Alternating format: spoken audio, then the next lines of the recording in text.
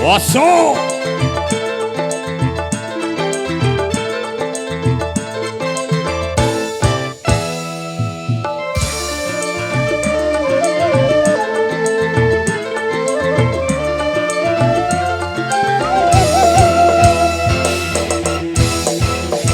aku iki tukang tambal ban uripe sadalan-dalan golek duit kuwe sing halal asal cukup tinggo sandang lan pangan yo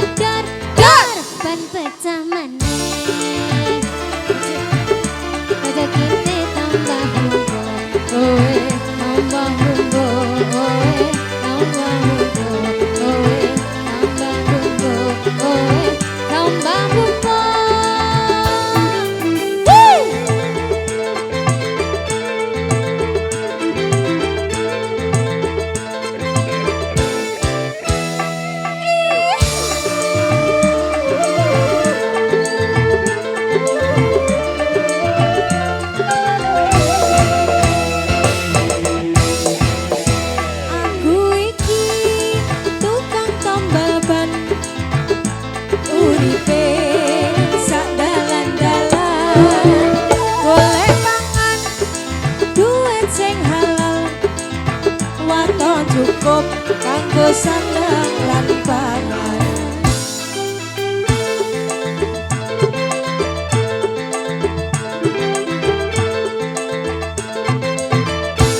aku iki tukang tambal ban rezekine untung-untungan nasib ati duit kantongan wayah apa santak terasa ganjangan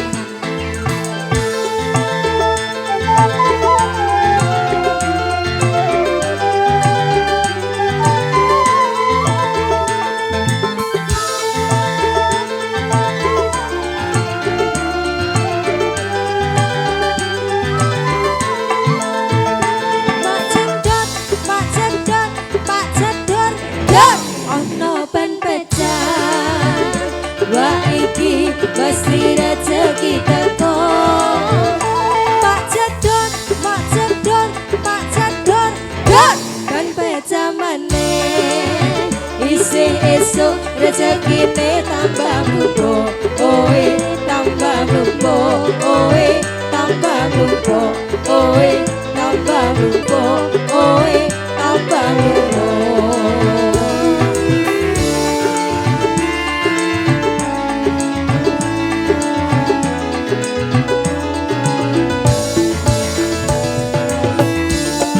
ya, selaku saya MC bila ada salah kata dan kurang terhibur warga Kajar Tegal Kiri, kita mohon maaf sebesar-besarnya.